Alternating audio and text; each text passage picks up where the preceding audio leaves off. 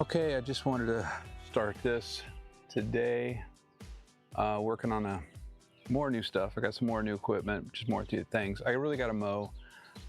This is my live stream. Me and My McLean is my channel. Talk about lawn care stuff. What really do you need to do to take care of your lawn? I mean, all these YouTube channels out there, lawn care channels, they talk about a lot of things. I try to keep it simple. I try to show you my lawn. And I'm not showing you my lawn because I'm saying it's the greatest. I'm just showing you the techniques that I use. And I spend very little money. I'm a low mow.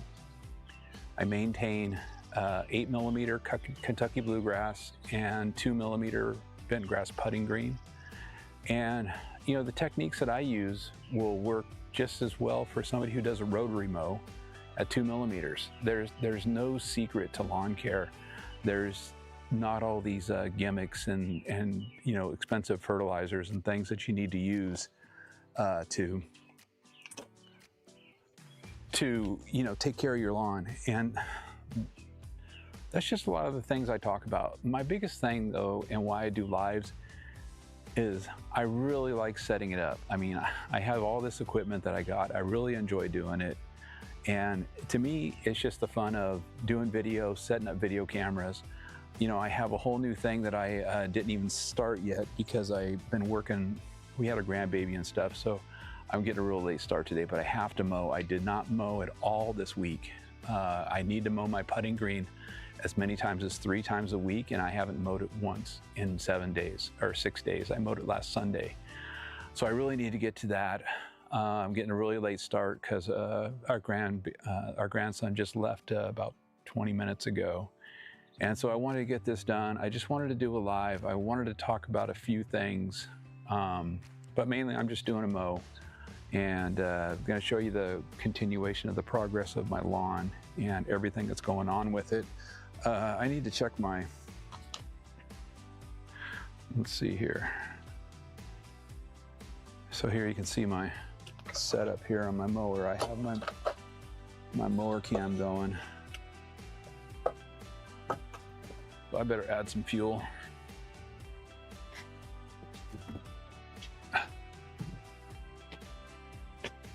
So hopefully I can do this without making a big, huge mess of all my equipment here.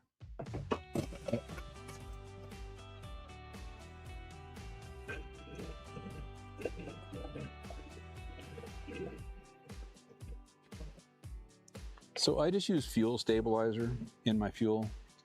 I use it for everything that I run gas equipment with. I've never been, in all my years of taking care of equipment and lawns and things like that, I have never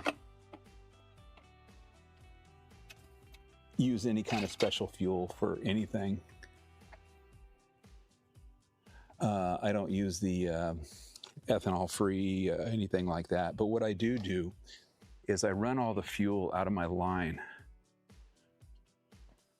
after each mow, if I'm not going to be using the mower for a while. If I'm going to be using the mower, a couple days down the road or whatever, I probably will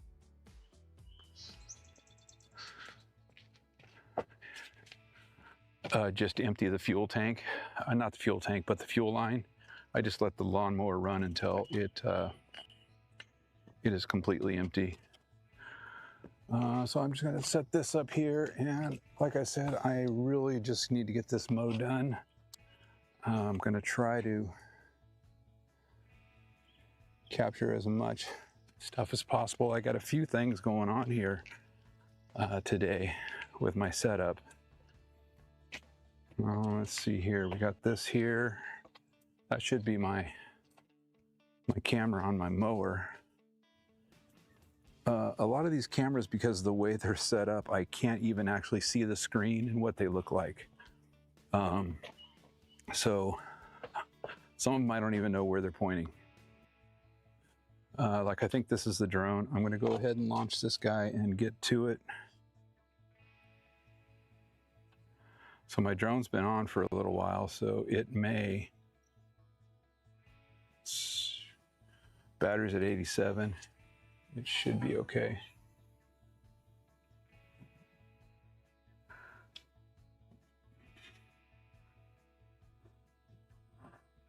So I'm going to kind of do like I did last week, and I'm going to just do the overview of my main lawn here. So one of my big things that I'm showing here on my main lawn, and I've been kind of keeping track of, is the repair that's been going on with the Kentucky bluegrass. So you're going to see some little lighter green blotchy spot areas. And those are the areas that are filling in. And I'm just going to raise it a little bit more.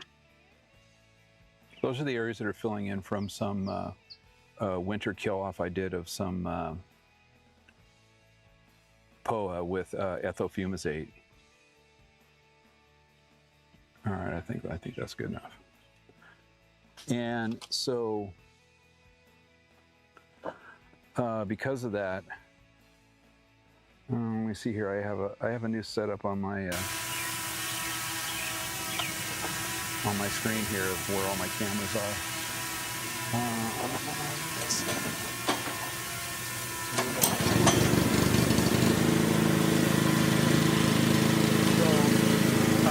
I noticed last week that I need to make some adjustments on my microphone. I'm probably going to do another one tomorrow. I wasn't doing these today because I thought tomorrow we were going to be live.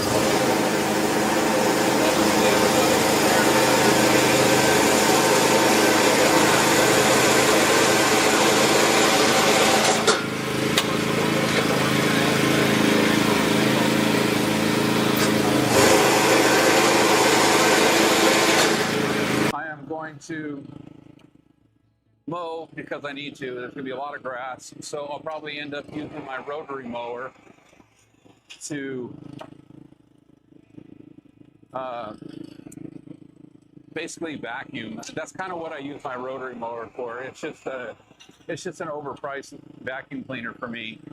I don't catch my grass because I like for a lot of it just to be, mulched back into the yard. And when it's long like this, I just use my rotary mower and I re-mow. It vacuums everything up, because there's leaves and things like that are on the lawn. Springtime, there's a lot of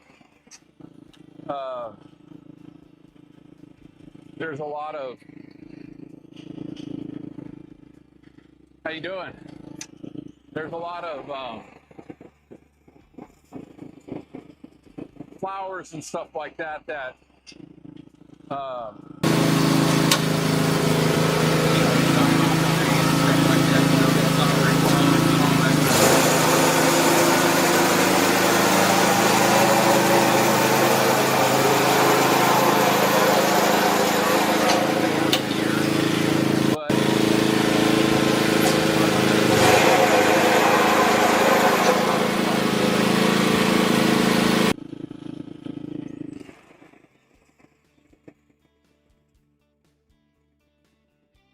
covers the ground like snow out here. I'm sure if you have cottonwood where you are, it gets crazy too, because cottonwood is crazy.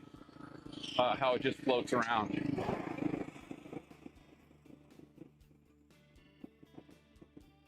So I maintain my lawn using hardly any nutrients at all. I watched this guy's video. I like to talk about YouTube videos because I like to.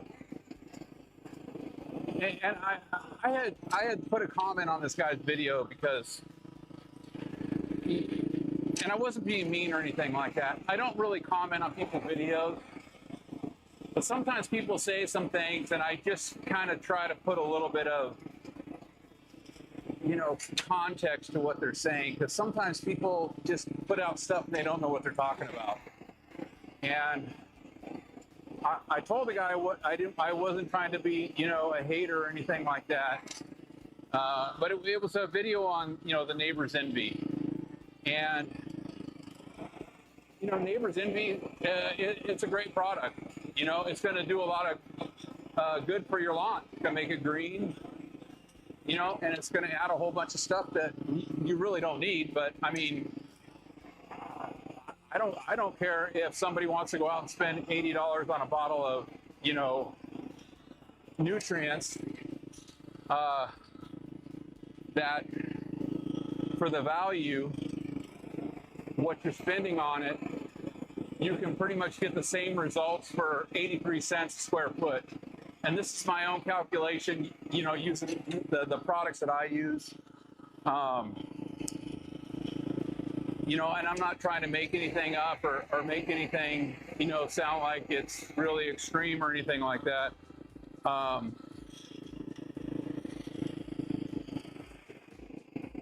But everybody, you know, has this thought that Neighbor's Envy is, you know, a product that is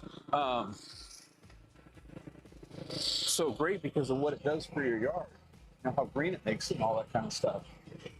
I don't know how the camera views are going. You know, the sun's not really totally out. It's actually really filtered today.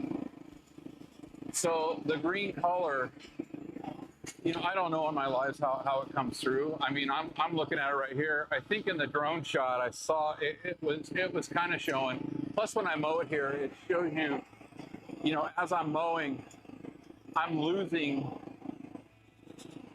you know, a couple of shades of green because I low mow. You know, the taller you cut your grass, the greener you're going to get out of the grass. The lower you cut your grass, you know, it just doesn't hold that color. You know, so this is, I want to say this is 7 millimeters. And that was the wrong camera. I think I want to go here. And I'm just going to move this camera here. So yeah, I think I'm actually mowing at 7 millimeters. You know, I use a McLean Greenskeeper reel mower. It took me a while to get it, you know, working like I wanted it to.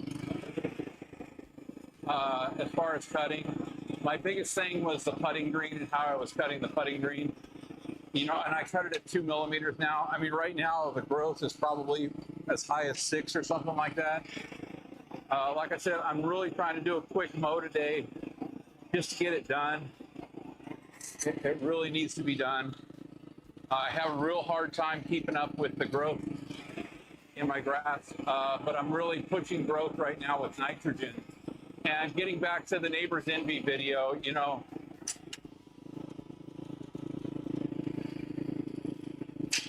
like I was saying, you know, there's only really 2 nutrients in that bottle that's giving you that green color: nitrogen and iron. You know, fulvic acid, humic acid, potassium, phosphorus, all those other things that are in there. Well, you know, you can believe what you want to believe about what they're doing to your soil and to the plant, but it's not doing anything to the color. And those things have no effect on the color that your grass is.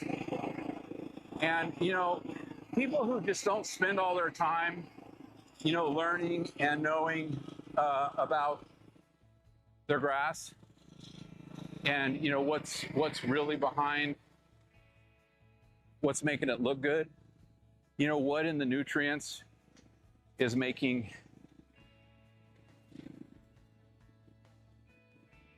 the grass green. You know, everybody believes because somebody's putting some product on their lawn that that's the product to use because it's turning their lawn green. And because they say that's what's turning their lawn green. And, you know, you can believe what you want, but there's a lot of things and products people are putting on their lawns that are absolutely worthless. And they don't know it, but they think because they saw somebody put a product on their lawn and it turned their grass green, that they need to have that product. So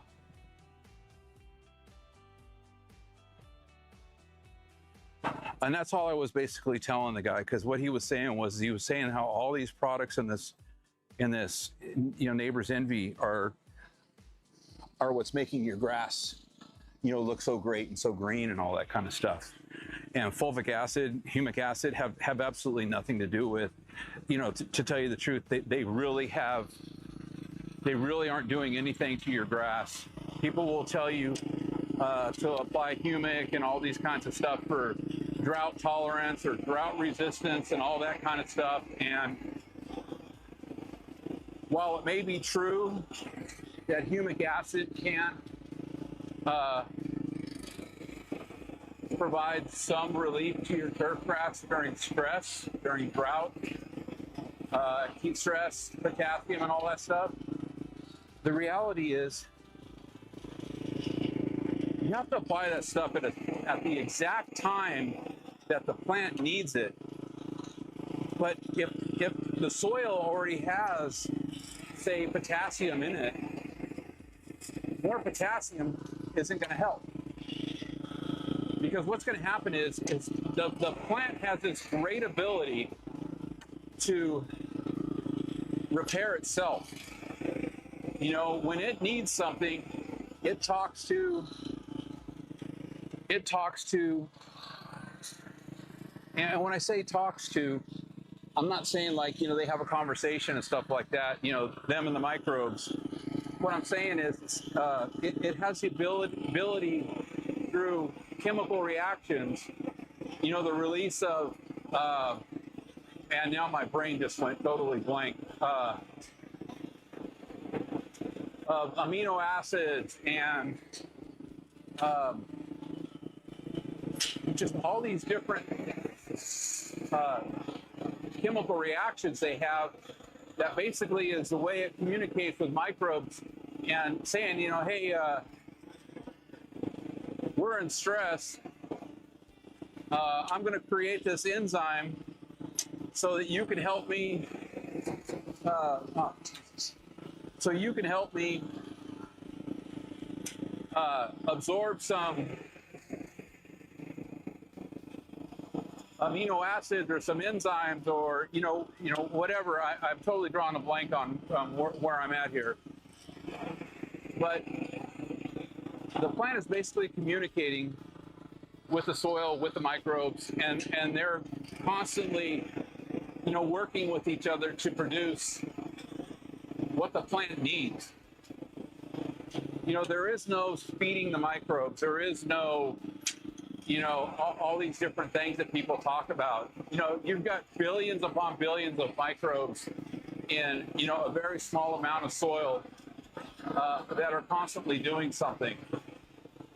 And, making these reactions, solubilizing nutrients, and that's what the job of the microbe is. The microbe is down there working hard, producing, the nutrients and the, all the chemical reactions the plant needs so that it can grow. Turfgrass is a really, really complicated, but it's just a fine-oiled machine. When your soil and your microbes and your grass are working together, everything's great. When your grass is having an issue, it tells you. It's telling you something, and usually there's an order, a pecking order of what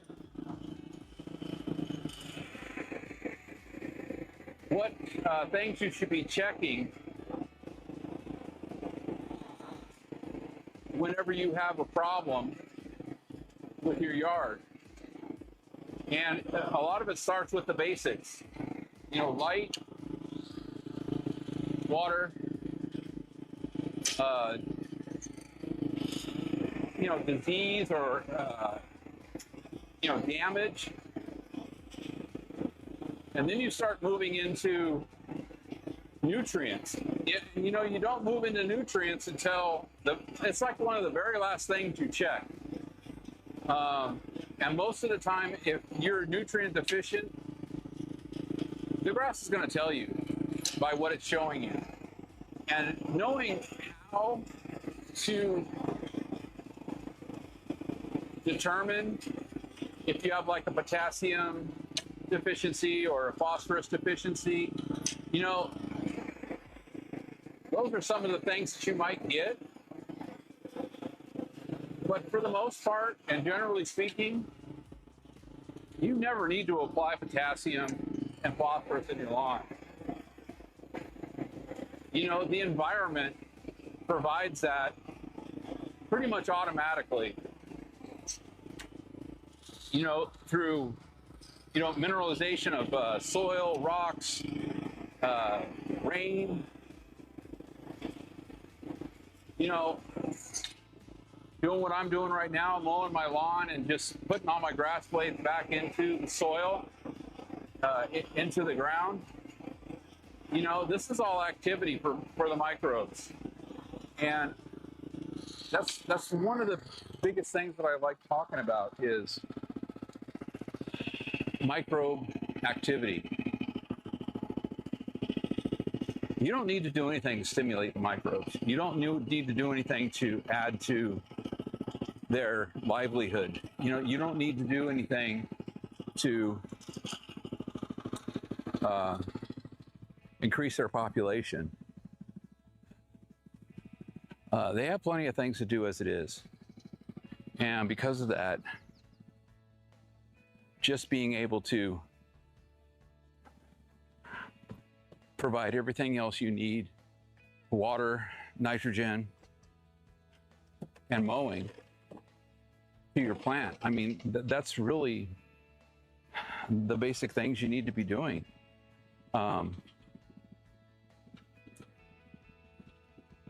So anyways, my only thing here really is that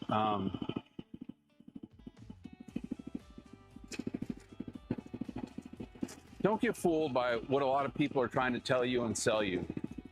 Okay, I don't have any problem with people making products and trying to make a buck on it and everything like that. I really don't.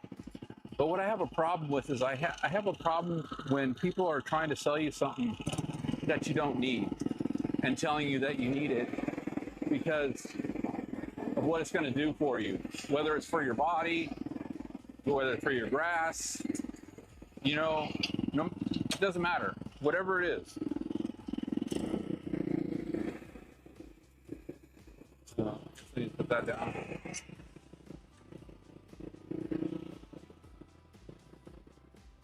So another thing I was watching this week was the thing on weed.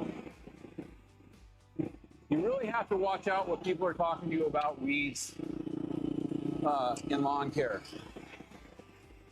You know, you may click onto a video and it's a guy that has a warm season lawn and he's talking about killing weeds in a warm season lawn.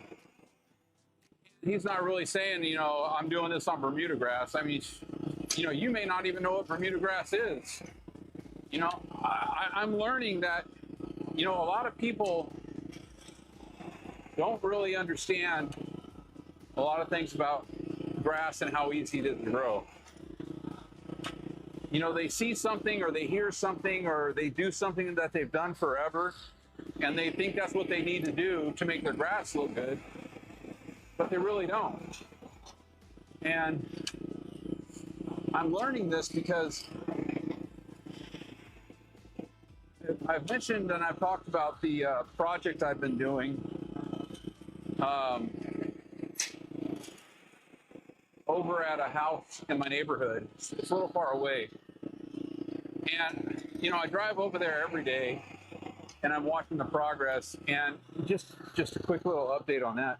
So I've already got germination. I did the seeding last Sunday and started watering. And today, I didn't go by there yesterday because I've been over there every day this week.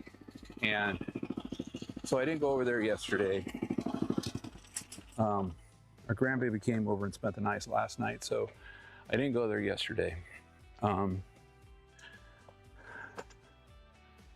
So when I drove by this morning, as we were going shopping and stuff, I noticed that there's like a light green haze just starting to pop up all over the yard. And I was really happy because I've been doing a lot of work. We've had a lot of problems with a lot of things over there with sprinklers and washout and stuff like that. I mean, this just kind of comes back to my whole thing about having the right sprinklers. A lot of people, don't think about sprinklers and the quality of the sprinkler and things like that, especially if you're starting to do a seeding project or a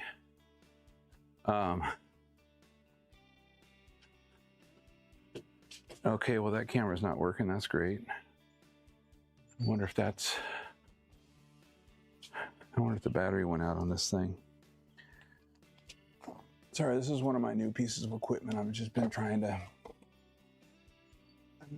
see. It says no video, so I wonder if I had this on for a while, so the battery probably died on it. I'll switch over to this.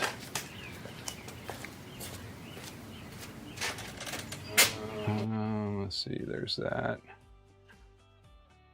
So, sprinklers are the rotating type sprinkler, but they just like have one stream of water that shoots out of them as it rotates, and that's so bad for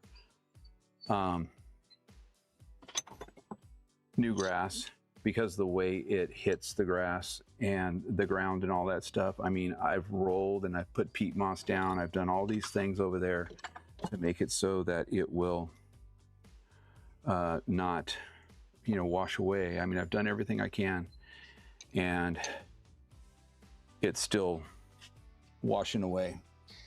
And because there's a slope over there,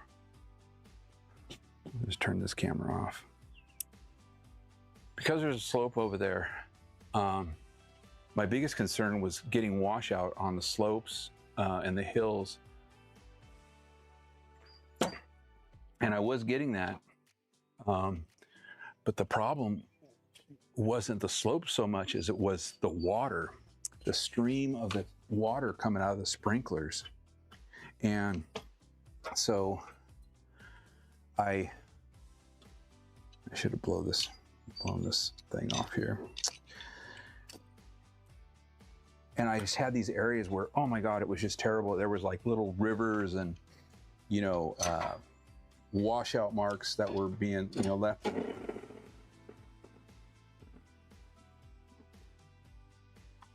And all that. And it was really driving me crazy. And so I spent Monday, Tuesday, and Wednesday over there for about 45 minutes after work. Monday I spent trying to figure out what the problems were, which sprinklers were causing the problem, what was causing the problem, that sort of stuff. Tuesday I went over there with impact sprinklers, and I put impact sprinklers, the rainbirds, kind of like what I have in my yard. Actually, I think I set up see that right there should kind of give you an idea of what I'm talking about. But yeah, the impact sprinklers, the standard old rotating, they spray water so good. And when you're doing a lawn project like that, that's what you need. You need the water to be in as much of a fine spray as possible, so that it's not hitting the ground in a stream and causing that washout. So I fixed some sprinklers. I'm sure that volume on that video is a little too loud. But I fixed some sprinklers and reseeded those areas to take out the whole washout areas. And I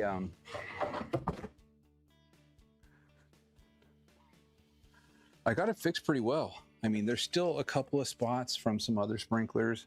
I mean, I really need to change like probably 2 more sprinklers to get it to where some of the washout areas. But now that the grass is growing, it just seems like I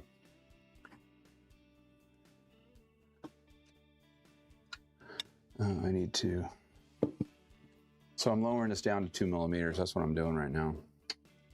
I'm trying to talk and do all this at the same time, which if you've seen my streams before, this is just kind of difficult part for me, especially to stay on topic. So I'm going from, I'm pretty sure I was at 7, going 7 to 2. That's 2.25. Let's see what we got over here. It's not 8. There's no way. There we go. This is 3. So if I don't adjust both of these at the same time, one side gets out of whack.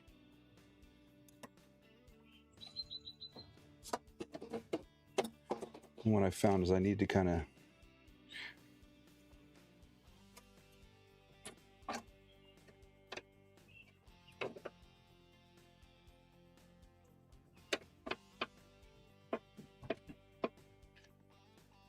last week I got really lucky and I got all this in one shot. This week I am definitely not so lucky. This is so far out of whack, it's not even funny.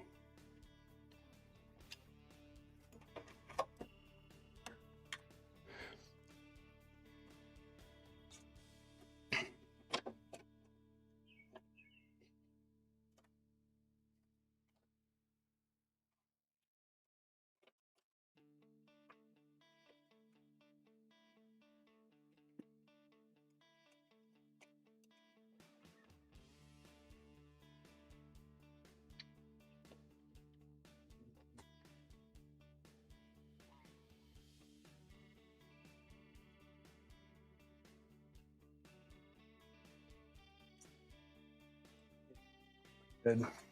It's about 2.09 and 2.14.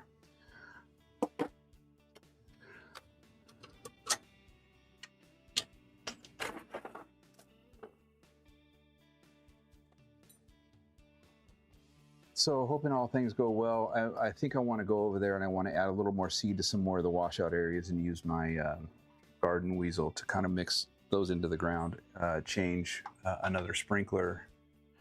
And I have one area that doesn't seem to be getting enough water. And on top of that, I have another yard.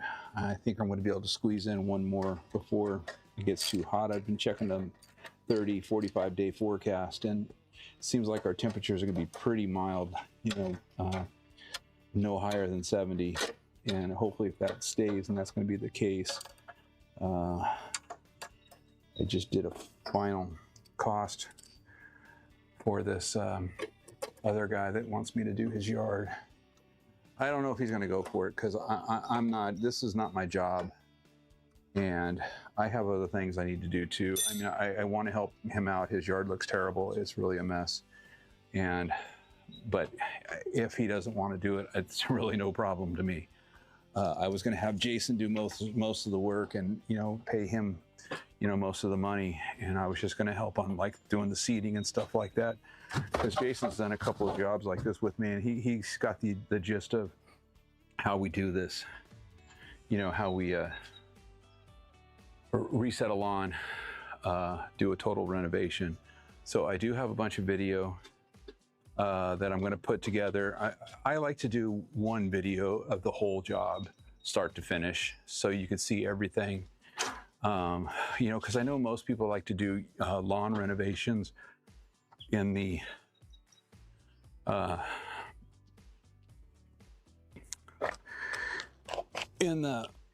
spring and the fall, because most places, it gets too hot in the summertime. Out here in Western Washington, we have such mild temperatures and all that kind of stuff that we can do a renovation. I mean, God, almost all year long. I'm just going to put a new battery in my drone and I'm going to put it up. I'm going to do my putting green. I really need to do my backyard, but I'm just doing a quick mow today, and I'm going to come back tomorrow and I'm going to do another mow to kind of clean everything up. I've got a few other things I need to do tomorrow too, but I'm going to do I really just wanted to get out and test a lot of this new equipment I got. You know, I knew I should have plugged this camera in to a power source. So, because I knew it was going to die.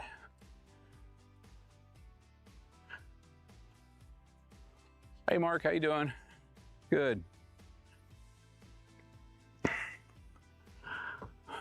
What was the website again for the YouTube channel again? Doing Me and My McLean.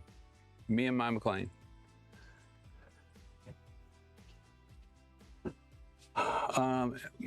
You know, I know it's probably a little late. I know most people don't hang out this long. I know the attention span of a YouTuber is about 3 to 5 minutes. So, I mean, I was going to open it up. You know, if people got questions, to ask me questions. I was going to look at the chat, but you know, I realize and I know that my lives are, you know, just lawn mowing and stuff like that, and talking about, you know, what other people are doing in their yards and on their YouTube channels and just all that kind of stuff. I just keep saying this over and over. I do live because I just enjoy doing all this setup. I mean, I have a really good time with it. So I really like to do video editing, but I've just come to realize that, you know, I just don't have the time in the day to do a bunch of video editing on top of everything else that I have going on. You know, I have a full-time job and I don't get enough time to do editing like I'd really like to. Plus I do have a bunch of I mean, I have so many videos that I want to, you know, do editing on, that I just know that I'm probably never. I have videos from years ago, last year and the year before, that I've done that. You know, let me turn this way.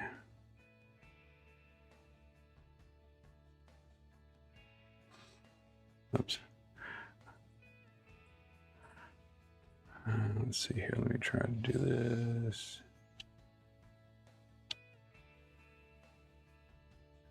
So my putting green is really starting to look really good. I really need to, that's one of the things I'm going to do tomorrow, is I'm going to work on getting the whole outside edge where I reseeded. I still have this area in that top left corner that is just killing me. I'm going to, I don't know what to do with it. I'm thinking of applying some phosphorus over there. You know, the putting green is a lot of sand, and because of that, it doesn't.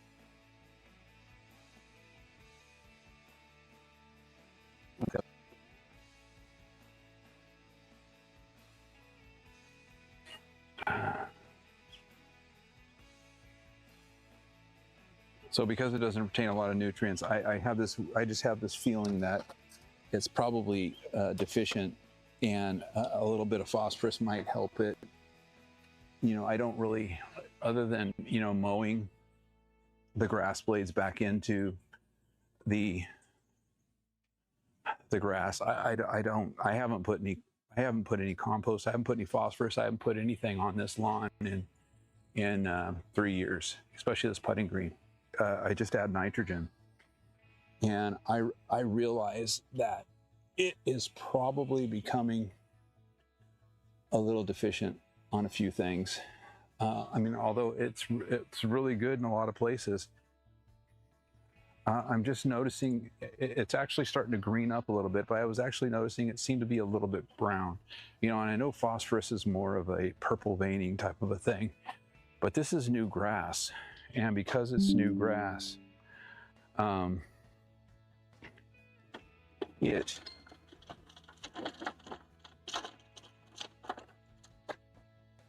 hold on, I just gotta. Looks like I got a little repair to do.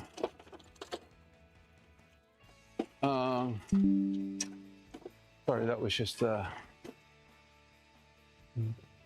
people from the yard I'm renovating. They have a drip sprinkler system, which I'm not really. I've never had a dripping sprinkler system, but they've got a leak over there. Thought I fixed it, but apparently it looks like it's not fixed. So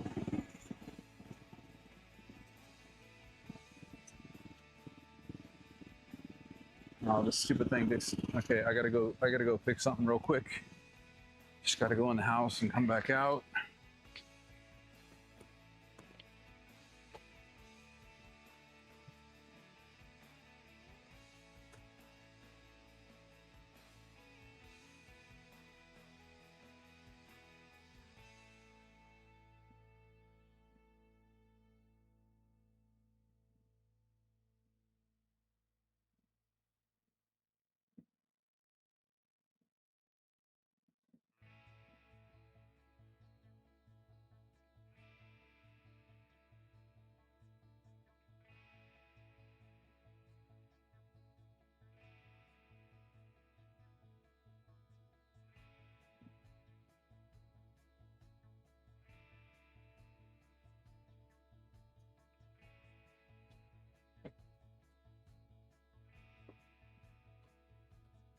Okay, so since I had to go inside, I was able to see some comments. The phone that I watch on doesn't.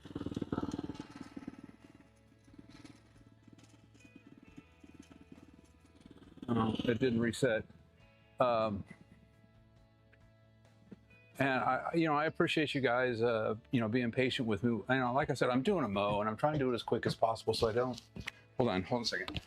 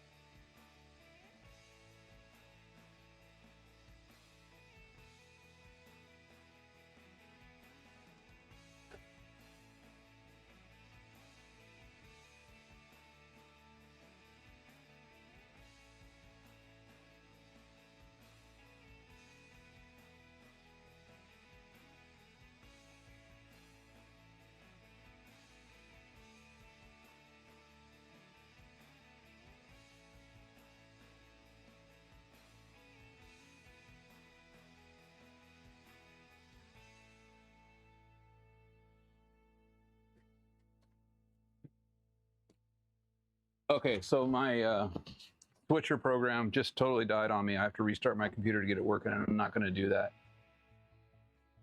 What I'm going to do is I'm just going to kind of fix the view on my putting green camera, and I'm going to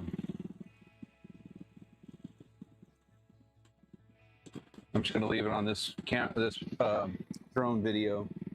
And I'm going to finish mowing the yard and go on. But I read some of your comments, and Poa annua is the big question that, let me turn this up a little bit, is the big question that, a lot of people have an issue with. And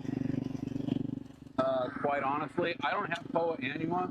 My biggest recommendation, oh man, I wish I could put it on the,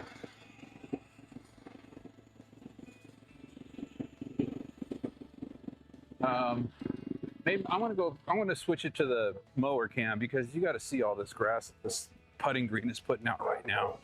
One week of not mowing, and look what it does here. It's going to take me just 2 seconds to switch camera view. Hang on.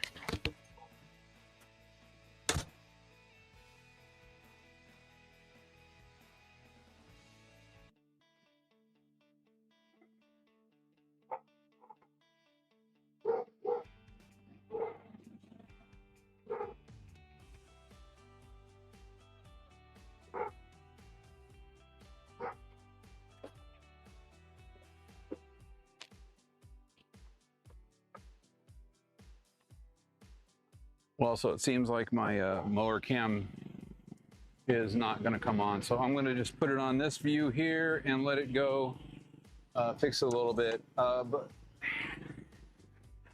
I was trying to get into the conversation about weeds and things like that, but I get sidetracked when I'm doing a mow. And Poa annua, I do have a recommendation.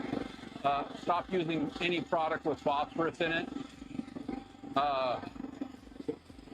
especially if you're doing a bent grass putting green, kind of like I am. And I'm mowing outside the lines right now, so I'm probably scalping a lot of my new grass on my. As soon as I'm done here, it's going to take not very long to mow this. It's really small right now. The reason why I say stop adding phosphorus is because you don't need phosphorus. You don't need to apply phosphorus unless your grass is telling you it needs it. And the phosphorus deficiency, the biggest thing about it is that you'll see some purple veining in the grass blades if you look at it up close. The reason why phosphorus, you don't really want to add it, you don't really need to add it, is because it's pretty much in the soil, it's in the environment. Through regular composting and things like that, your yard, especially in the fall is when a lot of material gets composted into your yard through leaves, you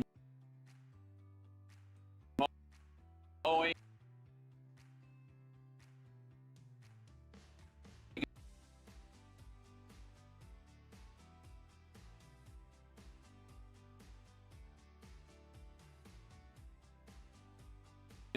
A soil test doesn't tell you about insoluble nutrients.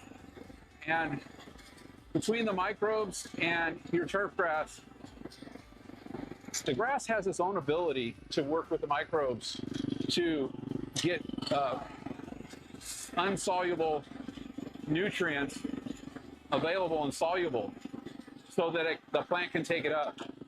And it's through that chemical reaction that we talk about. I say they talk to each other. And when I say the grass is talking to each other, it's basically chemical reactions, amino acids, and all these different things that are going on. And I'm not a scientist, and I don't claim to be. I listened to Dr. Travis Shattuck's turf grass epistemology.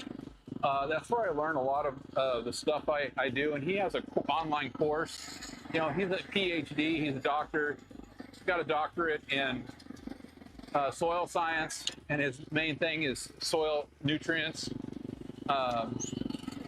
So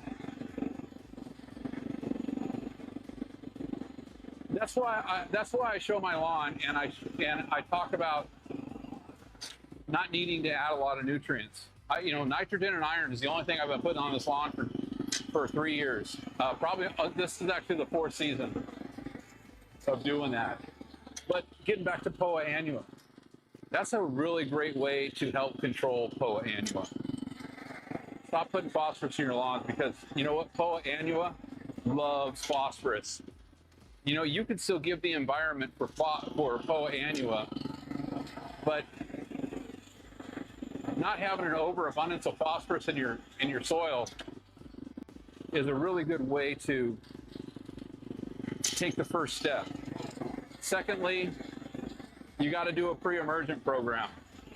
I don't have Poa annua in my putting green. I never have, as far as I know.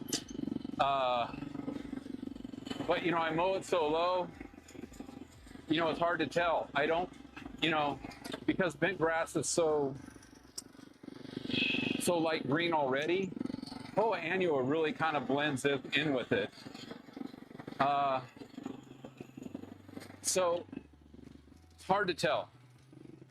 But a pre-emergent program is going to be your best way to start controlling Poa. And I mean, you need to be on a 3 times a year pre-emergent program.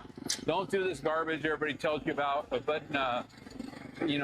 some guy tells you to put prodiamine down in the spring, and then put the thiopure in the fall. To me, that's backwards, but whatever. And here's why that's backwards as far as pre-emergence go. The way I look at it, because the thiopure has the ability to deal with post-emergent crabgrass, I would be doing, and remember, again, I don't use pre-emergence. I don't use anything. And you can't use tenacity. There is a tenacity program that you can do on other grasses, but you know, tenacity will kill your bent grass. Do not put tenacity on your bent grass. But the thiopure is what I would do in the spring. Because A, if you put down your pre-emergent late and you've already got some, you know, heat and the crabgrass is starting to germinate and starting to come in, that dithiopyr is going to help you stop that crabgrass from growing in more. But it's also going to work as a pre-emergent for that crabgrass as well. So, yeah, I'm really sorry I can't switch cameras anymore. That program's been aggravating me, and I really rushed to get this live going today. So you know, that's another thing. I had a whole issue with my internet this morning, and I just had a whole slew of issues going on. Right now, what I'm doing is I'm cutting more and more around the edge of the new grass in the putting green, because I really want to get that grass down. And it's pretty much scalping it. You know, I should have cut it down to 4 millimeters first, and I'm probably going to do that tomorrow. I'm just going to stop right now, and I'll give you guys a view of what's going on. But what I accidentally did earlier when I was trying to fix my screen is I actually closed the program on my computer, and because I closed the program, it shut down. I can't get it to open back up. So, this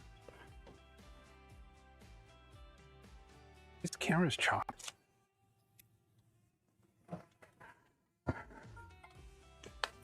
Like I said, I had a whole issue with my internet this morning. I actually had to reset all of my whole internet system. So I'm not getting down on my knees here, but here I'm trying to show you just kind of where I'm at with my putting green. And you can see with the cup here how grown it is, but then you see the grass streaks I have going here. And so one of the things I like to do after I do a mow, I'll set this camera right here like this. I know it's leaning. I like to roll a few balls. It is 2 millimeters. And if anybody needs help with that, I'm going to leave my stream running along after I end it so I can read some of those comments. I'm going to try to answer those for you. Probably in my stream tomorrow. But like I said, the one main one I saw was about the POA in bent grass. And somebody else was talking about, I think they were talking about red fescue, you know, red chewing fescue. It's a fine fescue. And that is really, it's really hard to roll when there's a bunch of cut grass on the green as well. I need to, and I really hope my video is not coming out choppy today. I've really been working hard to make my lives go a lot better.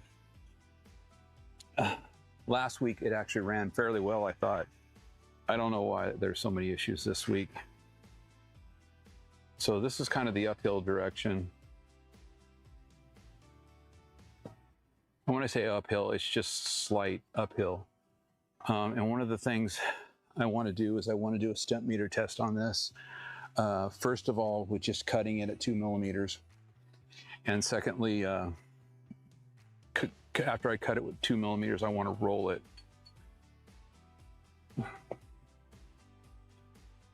And do a stemp meter and kind of see what the difference is in the stemp reading.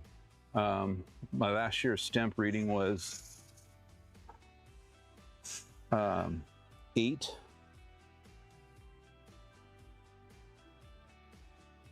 And that was when I was mowing it at about, it was probably being mowed at about 3 or 4 millimeters. Yeah, and I don't know if you can see how terrible this cut is.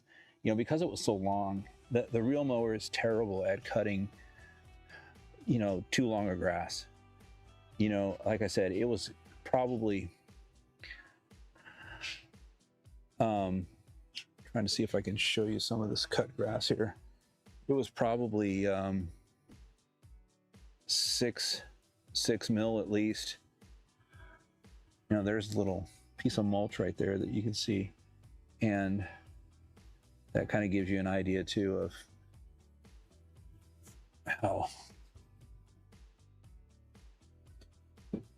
how short that is. So, Marlo, hey, how you doing, man? Thank you so much. I needed that. I needed that 2 hours ago. It's okay though. You're good. Yeah, no, you're actually early, I think. Yeah, you're good. I appreciate you, man. Have a good one. Thank you. Yeah, order some more Amazon stuff for more technical equipment. Now, if I could just get it all working good.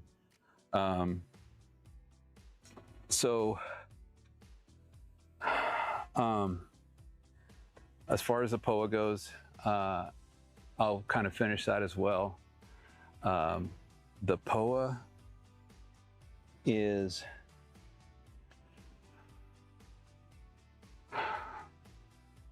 a hand pull. I don't know how tall you're cutting your bent grass at, but you don't want to use, you definitely want to make sure you read if you're using something on a chewing red fescue, because tenacity has a tendency to not work well on it. I use tenacity on my Kentucky bluegrass because I get a lot of my bent grass in my Kentucky bluegrass, and that's how I control it.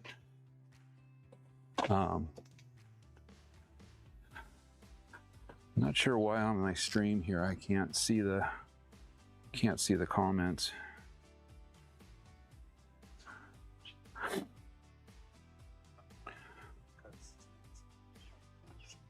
Oh, there we go. Now I can see them. So I don't even know how old these comments are. I know I've been out here for probably an hour. Thanks, Lex. Appreciate that. I wish I could put the camera on where I'm working right now. And when I'm using my switcher, it's really hard to control, mow, and pay attention to what I'm mowing and switch the camera angles. The drone's landing, but it doesn't matter. I can't change camera views.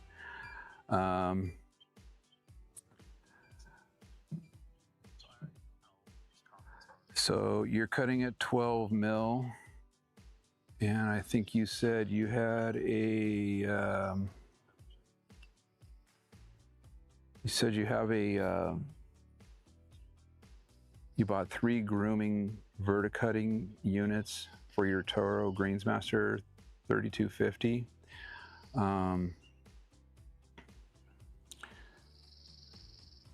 2,200 square feet, or 22,000 square feet. Jesus criminy. Man, I wish I had a lawn that size.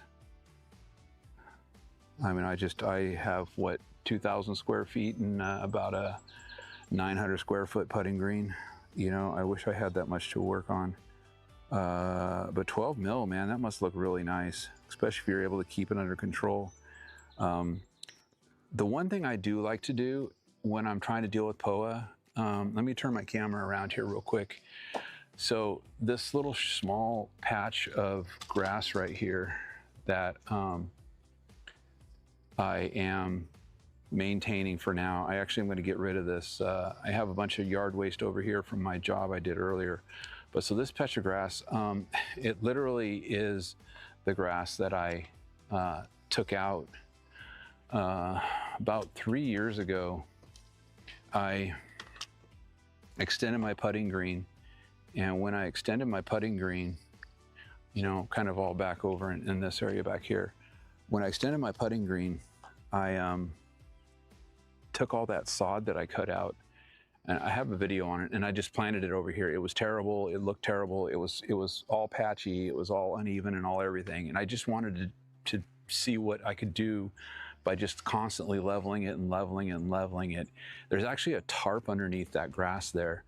And I just kept leveling it, putting, you know, compost, sand, and all that kind of stuff over it. And it's really level right now. I don't know if you saw me mowing it just a minute ago, but I use that. And this is what my suggestion is. If you really want to get rid of your POA, get a plug cutter. And this is what I do in my bent grass sometimes. I cut out the POA with my plug cutter, throw it in the trash, and then I take a new plug and I put it in that spot. And I take it from my patch grass over here. Now for bent grass, I don't really have a patch of grass to steal from to plug it. But I believe because I maintain it so short and because I just am not crazy with a bunch of nutrients, that it doesn't have any POA. I mean, I wish I could get a good camera view on and show you the whole thing. You know, right now is the big time for POA around here. Everybody's got it right now. I'm constantly pulling it out of my neighbor's yards. I've got Doug across the street. I got Wilson next door to me, and I got Kathy across the street from Wilson. I got 3 yards just right here, all yards that I've been helping them maintain. I did yard renovations on them, and they all have POA. And the big thing I do in Wilson's yard, that's the one I take care of the most, because I kind of just took it over from Wilson. He's a great guy. But I actually have just been pulling POA out of his yard, and I'm actually getting ready to kind of do an overseed for him. He's got perennial rye. Doug across the street has Kentucky bluegrass like me, and he sprayed something called Drive on the POA, and it actually looks like it's, I don't know what ingredient, because there's not a specific ingredient in Drive that is for POA. He said he read something somewhere on it that it kills POA. I didn't find any information that Drive, I don't know, what is Drive XR or something like that, kills POA. But he's got some brown spots in his yard where his POA is, and it looks like it's attacking it. So I don't know. I recommended he just pull it, and we just kind of do a little overseed on it, but he hasn't done that. Kathy's yard is just coming in from last year. We did it late last fall, way too late. We did a seed job on hers. She doesn't really have a bunch of POA. That was her problem with her yard and why she wanted to redo it, because she had a bunch of POA in it. So we just basically killed the whole thing and went back over and redid the whole yard, and she wanted the same kind of grass as me. So, and she's mowing it with a Honda at 3/4 of an inch.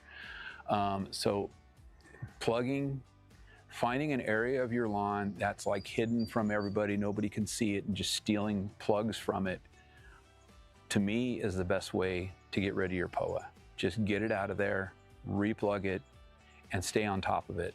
That's what I do with a lot of my yard.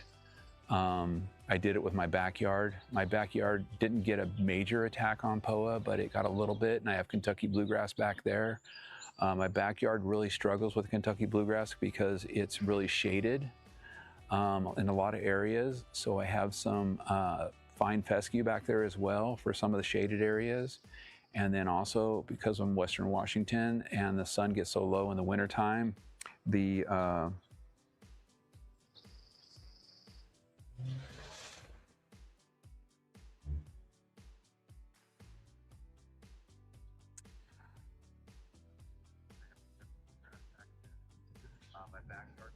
so yeah, Nicholas, I don't know if you go by Nicholas or Nick, but yeah, pre-emergent program is your best thing. And my recommendation is dithiopyr in the spring. I do my applications early because I do 3. And dithiopyr, although it doesn't last as long, you know, it says it's supposed to last 4 months, it will wash out. So what I do is I follow up with sulfentrazone. I did this a few years ago. And sulfentrazone is a really good crabgrass pre and post emergent type of product to use. It's like, that's why I like to use it mid-season because in June, not knowing where you're at, you know, in June when the temperatures start getting above 60 degrees, that's when your crabgrass really starts germinating between 60 and 65 degrees. And once that crabgrass starts germinating, you know, sulfentrazone not only will do the pre on it, it will also do the post on it. On the crabgrass, plus it's a good weed killer as well. So it's kind of a good thing to blanket spray on. I don't believe it was very expensive. I have a really small bottle. I don't have 22,000 square feet, so I don't know if that was a typo on you or not for the 22,000, but I would do that in the middle of the season, say June, and then I would come back with prodiamine in the fall and do a prodiamine because the prodiamine is better to do in the fall. And this is where I really get hung up on the YouTube channel guys and the way they tell people to do something. And I only think of this from the, I want to say logical aspect of it, because prodiamine doesn't last as long. It's great to have, you know, a follow-up, you know, pre and post emergent type product to put on your lawn, you know, 3 months after you apply your dithiopyr or dithiopyr, whatever you want to call it, because it does wash out. Hey, Wilson, how you doing, man? Working hard, huh? So that's why I say dithiopyr spring. It's going to be good pre-emergent and post-emergent on crabgrass if you're a little late putting it down, and then the sulfentrazone and then the prodiamine. Prodiamine is going to last longer in the grass as well. You know, don't be afraid to come back around and, you know, put a second shot of it if you have a mild winter going on. Again, not knowing where you're located. If you have a mild winter, like we have mild winters out here all the time. I mean, we're constantly, our grass, you know, some seasons just doesn't stop growing. We can continually fertilize and feed it and get it to grow. This year, we had probably 1 month where the grass really wasn't growing that much. So I didn't really add much, but I watch the soil temperatures. As long as the soil temperatures are above 42 degrees, I know we got some microbial activity, but basically if you don't have microbial activity, then you're not really gonna have any nutrient uptake. And that's, you know, that's how I watch it. I don't watch it by the calendar or anything else. I don't do anything like a lot of these guys, you know, say. I don't believe in the lawn calendars of, you know, how people say to put down nutrients, like right now is June and you need to put down this and you should be putting down that. And, you know, no, you don't need to do that. I'm more about spoon feeding monthly, and if I was on a pre and post emergent type program, I would be doing dithiopyr, sulfentrazone, and prodiamine, three different months apart. And I would probably do another application of something in the winter, maybe prodiamine, because prodiamine is gonna stay a little longer from the rain. The rain's not gonna wash it out as much. The dithiopyr is gonna have a tendency to get washed out from the rain. So I hope that helps you on the pre and post emergent program. It's gonna take a couple of years. You know, and it's almost impossible to get rid of POA. But if you can contain it, control it, you know, and like I said, if you're doing this on bent grass, it's too bad because if you have all bent grass, because you just can't use tenacity. There's a tenacity program you can use if you have something other than bent grass and fine fescue. That you could basically apply tenacity in certain intervals in a very, you know, light dose. You know, there's one program that's like every 3 days, you know, you apply I forget the rates. I have a video on it, and I know it's a very long video, but it's some research that a university in or a college, a school in Pennsylvania did on a POA application process you can do. There was actually 3 different application rates. Some was like every other day, another was like every 3 days, and then the other one was like once every 8 days or something like that. I've actually tried it, and I feel like when I'm on a consistent tenacity program, I control POA really well. And tenacity only lasts for 4 weeks. So if you apply it every 4 weeks, it can help. I've watched some videos from some scientists regarding resistance to a lot of chemicals.